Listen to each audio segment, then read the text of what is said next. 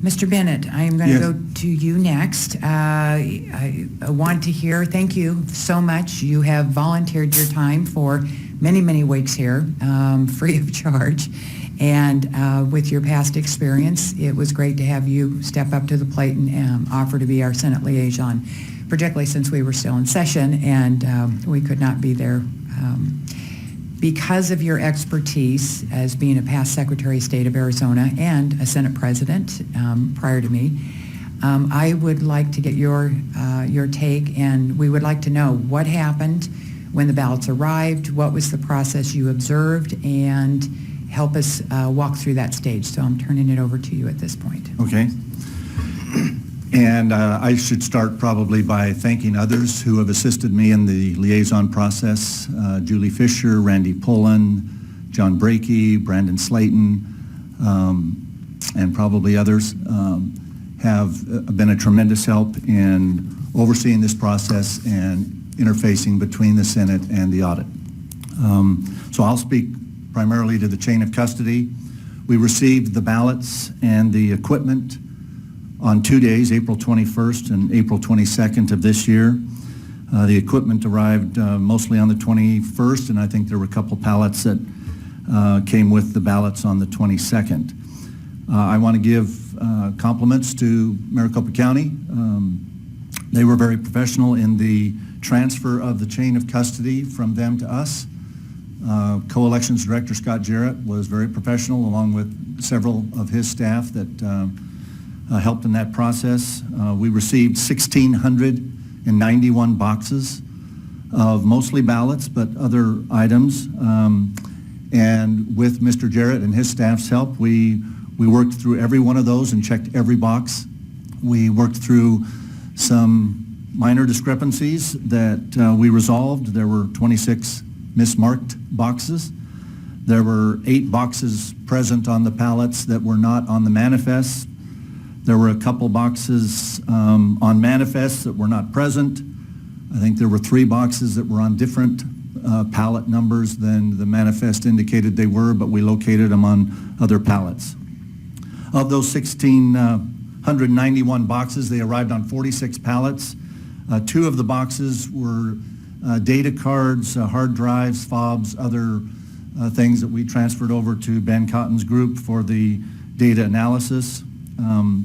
In the process of doing the audit, some personally identifying information was discovered in 2 boxes, kind of stuffed in with the ballots. I think it's the kind of the practice of a county as large as Maricopa, where you have multiple, thousands of boxes. They have to make sure that those boxes are filled to the brim, so that if that box ends up on the bottom row of a pallet and there's 4 stacked on top of each other, that they can hold the weight. So they kind of build bricks, as one of my assistants kind of calls it, where you make sure that the boxes are full. And in a couple of the boxes we found a variety of counter slips, I think was the first box that we ran into.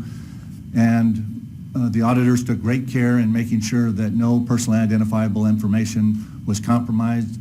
So we took personally identifiable information out of 2 boxes and segregated those in their own 2 boxes.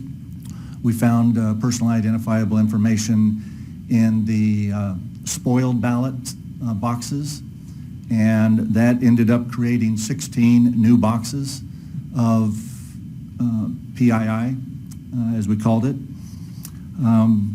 In 2 of the Braille ballot boxes, we found UOCAVA ballots and even some other ballots. I think Doug might talk to that in a little more detail as to the number of those. But so we separated those, and that created 2 more boxes. And then eventually, Cipher, after going through the equipment, returned the 2 data boxes that they had. So we went from 1,691 boxes at the beginning to now we have 1,711 boxes on 47 pallets. As far as the equipment, we received the 9 high-volume scanner machines, 4 called High Pros and 5 Canons. 20 adjudication stations, 4 EMS workstations, and the EMS server, along with some other miscellaneous equipment. That was on 16 pallets. Again, we received that on April 21st. Every pallet and every box on the pallet was co-signed by Mr. Jarrett and myself, as were the 1,691 boxes that I mentioned earlier. We also received 385 precinct tabulators. Those were on 24 pallets, well, not pallets, I guess you would call them racks or rolling carts. And so we identified each and every one of those by serial number. The 9 high-volume machines, adjudication station, the 20 adjudication stations, the 4 EMS workstations, and the EMS server. Mr. Cotton's company collected the forensic data off those, and he'll speak to how they did that to make sure that none of... Mr. Bennett, if I could just interject, could you tell everybody what EMS... I'm sorry. stands for? EMS is the election management system. Okay, thank you. Ben will speak to how they collected that data using equipment that could read only and do no damage to the original evidence that the copies were made from. But the high volume machines, the adjudication stations, the election management system workstations and servers were returned to the county on April 30th. So we had the equipment about 9 days, or at least those pieces of equipment. We would have returned the other 385 precinct tabulators, but I think Ben will speak to that as well. We still do have the precinct tabulators. Both the equipment and the ballots were in locked cages during the entire time that we have possessed the ballots and equipment with limited access. I think most of the time there are probably maybe 2 people that had keys to the ballot corrals, we call them. Armed security outside every time. Yeah, we also had 24-hour guarded armed security, both inside and outside of the building.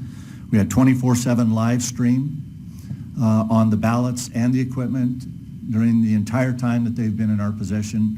Doug spoke earlier that that's a very significant part of the 2 petabytes or whatever you said was of data that we have collected. While we have had the machines and the ballots in our custody, we have continuous and complete chain of custody on every box and every machine. Even and especially during the time when we had to move over to the Wesley Bolin building and store the ballots and machines while the Coliseum was used for the high school graduations, the return back to the Coliseum, and now we're back at the Wesley Bolin. But during all that process, we have had continuous and complete chain of custody while everything has been in our possession. It was shown on the video that every time a box moved somewhere on the floor, it was signed out by somebody in the corral to somebody who took it to a table. It was received at that table by signature. So every time a box moved, 2 people signed for it, and then the reverse when it was returned. And just kind of for your information, when we returned these boxes, most of what we received were boxes sealed with regular packing tape. I think there were 52 boxes that were used in the hand count audit by Maricopa County that were sealed with tamper-evident tape, but the other 1,600 and some odd boxes were just sealed with regular packing tape. It's our intent and commitment that when we return everything to Maricopa County, that we will reseal the boxes. And as the video stated, we've gone to great lengths to make sure that the same ballots that were in the boxes when we received them are in the same boxes when we return them. And I think in the same order that we found them. When we close these boxes in the next few weeks and return them to Maricopa County, we will do so with tamper-evident tape to seal the boxes, and then a numbered seal across the top opening that will be recorded with each box, so that there's a tamper-evident tape and a numbered seal that will be on every box that we return. And I think that speaks primarily to the chain of custody At some point when we talk about things that maybe we ought to be considering as far as statutory changes or improvements, I can talk about some of the things that the Election Procedures Manual of the state of Arizona and our state statutes require as far as the storage and security of ballots. Can we go ahead and do that wanna do now, some of that? since we're Okay. on the subject of chain of custody and storage? Well, one of the things that we subpoenaed that has not been provided is the chain of custody that should have been created when ballots were received by Maricopa County and while they were going through the process of the election. If you go to Chapter 8, I think it's 5, Roman numeral 5, subsection E, storage and security of ballots, it reads that official ballots must be inventoried upon receipt and prior to distribution to voting locations.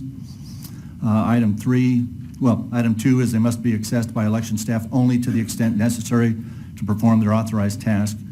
A key one, though, is third, they must be stored in locked, secured location that prevents unauthorized access, as we have done. And in that number 3, it says they must be documented with a written log or with electronic keypad access that indicates the date, time, and identity of the person accessing the ballots. Fourth, must be witnessed by 2 or more election staff members of different political parties if possible when being moved or transferred, which includes an inventory of the ballots before and after the move or transfer.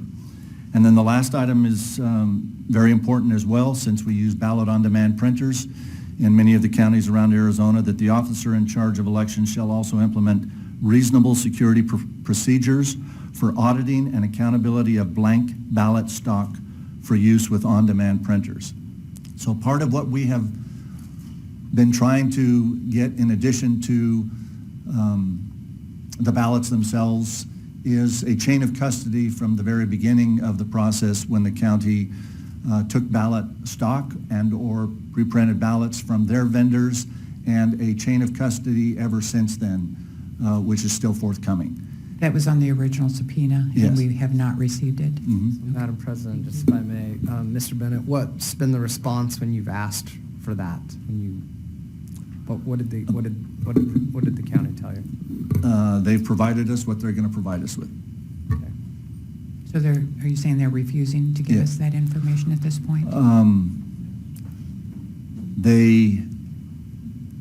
Every time I've tried to interact with the folks at the elections department, I've been told that I need to deal with the county attorney's office, and most of that time I've received kind of the answer that we gave you everything we're going to give you.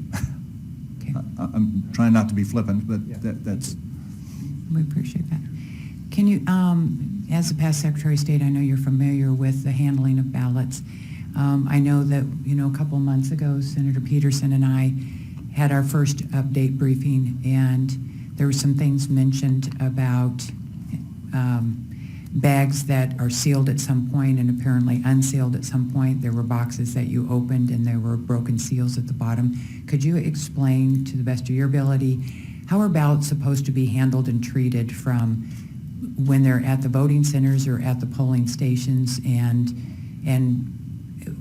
how, when you receive those ballots and you open those boxes, what did you find? Could you walk us through what we should be looking for? Well, in many of the boxes, we found pretty much a very little existence of any ballot batch sheets that would describe how many ballots should be found in their batches. Maricopa County processed the election in 10,341 batches. Most of their batches were right around 200, but they had 20-some batches that were one ballot per batch, and they had other batches of ballots, mostly from the voting centers, that were around 1,000 in a batch. Some of the boxes, you would see a batch number on the outside of the box, identifying it as election day, so it came from a polling location. And if there was just one number, then you would infer from that there's only one batch in there, and it was a large batch from a voting location. As ballots are processed at the voting locations, I think Maricopa had 171, I believe, voting centers. When those are processed, they're bagged and locked in sealed bags and sent down to the central counting location. They are opened again there, and when they are put in the boxes, we found some of the cut seals and things like that. So the fact that we found some cut seals was probably, it was easier to throw them in the bottom of the box than throw them in the trash can somewhere, and it doesn't speak to anything violative of state law or election procedures manual, but that apparently is the way that some of the people disposed of the seals that came from the bags at the voting centers.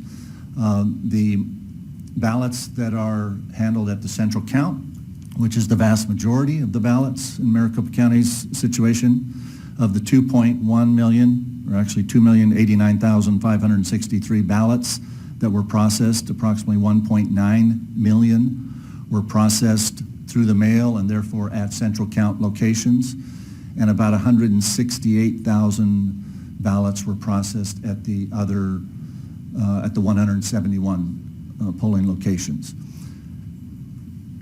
When those ballots are put in those boxes, in some cases we found pink sheets.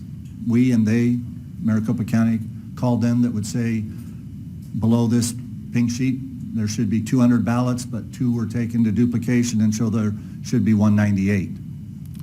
As was reported earlier, and I think Doug may speak to it again, there were some discrepancies, or quite a few discrepancies found, but it was later discovered that the county has blue sheets that are used at a different point in the process to identify a time in their process where ballots are again sent to duplication. And so the blue sheets explain that the pink sheets would go from 200 to -2 to 198.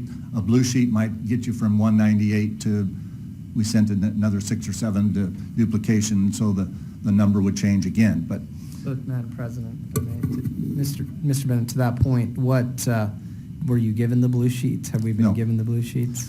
we were not given the blue sheets by Maricopa County, but we were able to get the blue sheets through one of the assistant liaisons organizations, Audit USA out of Tucson, who requested by public records request the blue sheets, Okay.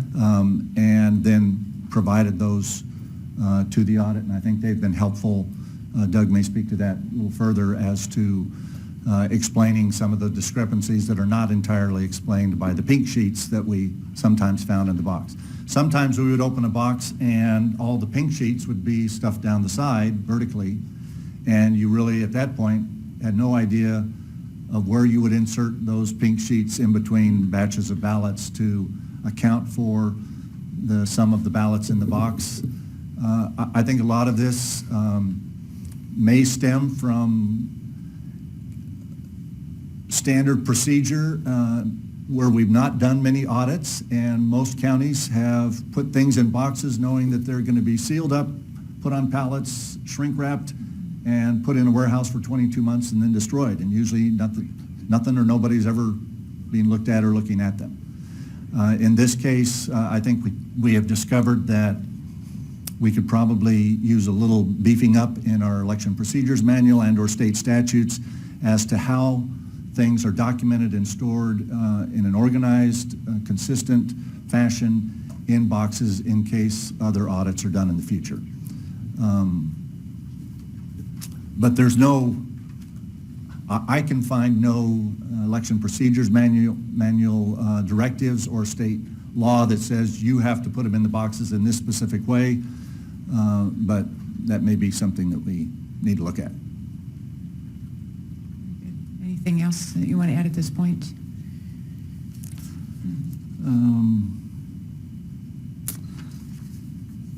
We'll have a Only other chance to thing, come back with you if you do need. Yeah, the only other thing I guess that I was personally involved in on a couple of, not the only other thing, but an other thing that I was called to one of the counting tables is when we started opening duplicate ballots.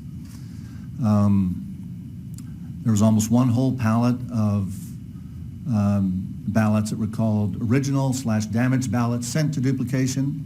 And then there was quite a few boxes, mostly on one pallet, but scattered amongst 3 or 4 other pallets where the duplicates were supposedly there for the duplicates that were sent to duplication. So if a ballot gets damaged and has to be sent to duplication, there is a very specific process in the Election Procedures Manual, Chapter 10, Roman numeral 2, Section 3, Procedures for Duplicating a Ballot. This stems precisely from ARS 16621A, which says that they are to record an identical serial number on both the original and duplicate ballot, including spoiled duplicates. This ties the ballots together and creates a paper trail as required by the statute ARS 16621A. We found, I would have to say, thousands of duplicate ballots where those serial numbers are not on them. And so it has created great difficulty to try to match up a duplicated ballot to its duplicate. And on thousands of the ones that a serial number was put on, they were put on by a, I guess you would call it like a dot matrix printer, very, very light. And unfortunately, they ended up being printed on the ballot on the top, usually top right part of the ballot, where the black square alignment marks are on the ballot. And so if a very light gray number is printed on little black boxes that are 1/4 of an inch apart, you see one number and you miss the next, and you see the number and you miss 2, and it made for some very difficult matching of duplicated ballots and their duplicates, which, as I just read to you, one of the most important things you need to do when you duplicate ballots is reflect a serial number on both the duplicate and the duplicated, so that you can do 2 main things. 1, make sure you have 1 for every one of the other, and 2, make sure that you can look at the votes reflected on the duplicated ballot and make sure that they reflected those correctly from the ballot that was damaged and was duplicated. So without those serial numbers, it gets very difficult. We found some nice bright red serial numbers on many, but some very difficult to deal with light black numbers on many others, and none whatsoever on many others. If the corresponding numbers aren't on there, how would you know whether it was duplicated once or 10 times? You wouldn't. Okay, thank you. Unless you meticulously kept track of the total number in each group, which I think Doug's organization has done, Okay. to see if the totals match at least. You said that when we return these ballots, I'm hoping that you guys and will help make sure that they are given to the Arizona County Treasurer. It's my understanding that... Maricopa County Treasurer. Right, the Maricopa County Treasurer. It's my understanding that our statutes say that they're supposed to be turned over to the Treasurer at a certain point, and they were not. Are you well aware of that as well? Yes. Yes, okay. When we return those, you mentioned that you were going to put tamper evidence tape with a numbered seal on that. You also mentioned that everything you have done, you have put back in order, and you mentioned everything has been filmed with all of these petabytes of stuff. So if anybody opens those boxes, we will know that somebody has opened those boxes. And everything that you have just said, and if anybody needs to see that themselves upon court order or whatever, we will be able to not only view that on film, video, but we could also go to the physical evidence and break that seal, hopefully under court order, and go directly to exactly where you have said this has happened. Is that correct? Yes. Great, thank you.